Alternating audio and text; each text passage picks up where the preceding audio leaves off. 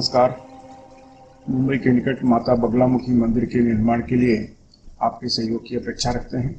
अगर आप सहयोग करना चाहते हैं तो पेटीएम, बैंक ट्रांसफ़र या यूपीआई से दान कर सकते हैं और ये दान इनकम टैक्स में आयकर धारा एटीजी के अंतर्गत टैक्स में छूट का लाभ ले सकते हैं।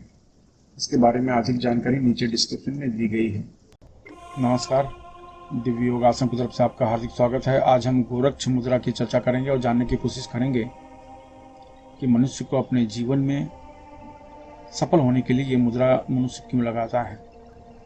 गोरक्ष मुद्रा वो ये होती है जो मनुष्य के मूलाधार चक्र से संबंधित किसी प्रकार की अड़चनें हों उसको दूर करने का कार्य ये मुद्रा करती है। मनुष्य को अपने जीवन में अगर सफलता प्राप्त करनी है तो उनके अंदर कुछ विशिष्ट प्रकार के गुण होने ही चाहिए।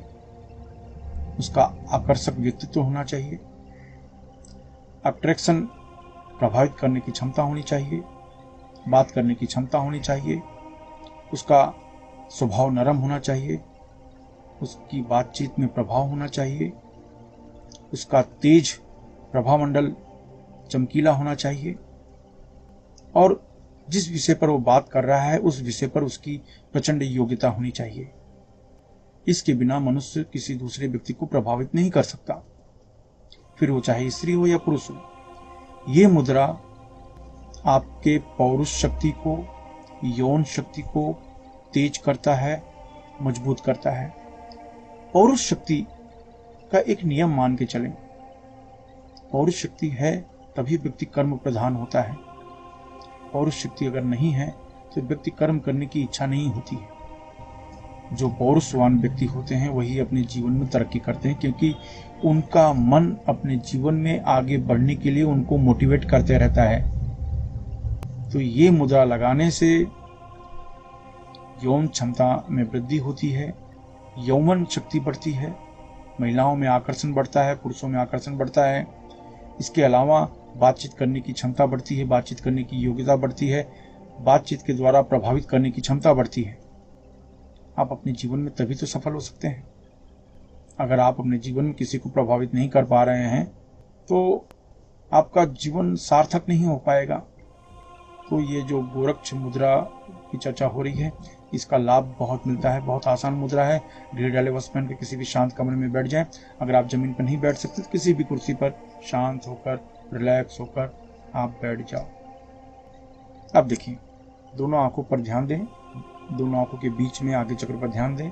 इस तरह की मुद्रा लगाएं। ये मुद्रा देख लें किस तरह की मुद्रा होती है। इसको ऐसे करते हैं,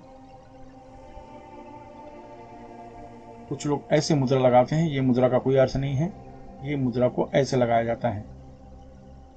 आप देख लीजिए, मुट्ठी जैसे बंद कर लेते हैं इस तरीके से, और जैसे मैं बताया कुछ लोग मुद्रा ऐसे लगाते हैं, लेकिन ऐसे मुद्रा न लगा के इसको इस तरीके से मुद्रा लगाते हैं, यानी ऐसे।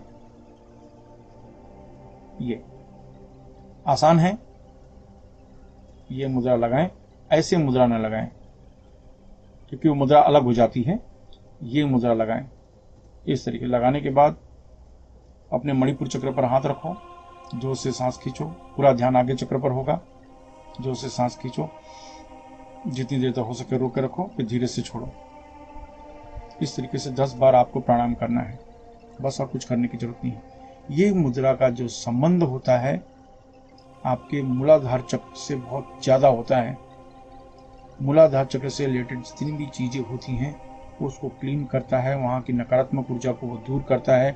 उससे आपके चेहरे पर एक चमक आती है, कॉन्फिडेंस आता है, एक विश्वास पैदा होता है, पॉजिटिव थिंकिंग बढ़ती है, सकारात्मक विचार बढ़ते हैं, तभी आप अपने जीवन में सफल हो पाते हैं। तो ये मुद्रा महिलाओं के लिए, पुरुषों के लिए बहुत ज़रूरी माना जाता है। ये मुद्रा उन लोगों के लिए भी जरूरी है जिनके अंदर शुक्राणु की कमी है। उनको ये अभ्यास तो नियमित रूप से करते ही रहना चाहिए। और इस मुद्रा को सुबह, दोपहर, शाम कभी भी कर सकते हैं, किसी भी समय कर सकते हैं और कोई भी व्यक्ति कर सकता है। इस मुद्रा का संबंध किसी भी धर्म से नहीं है। मैं पहले कह चुका हूं कि मुद्रा जो होती है निर्जीव मानी जाती है, यानी हमने सिर्फ ऐसे मुद्रा लगा दी, इससे कुछ नहीं होने वाला। जब मुद्रा के साथ प्राण शक्ति को जोड़ा जाता है, प्राण शक्ति इस मुद्रा में जुड़ती है, तब इस मुद्रा का असर होना शुरू हो जाता है। तो इसलिए ये मुद्रा लगा के 10 बार प्राणायाम करना है। बस सुबह दोपहर शाम कभी भी करो, कोई नियम नहीं, कोई दिन का समय नहीं है, कोई मुहूर्त जैसा कोई बात नहीं है, कोई भी व्यक्ति कभी भी कुछ भी कर सकता है।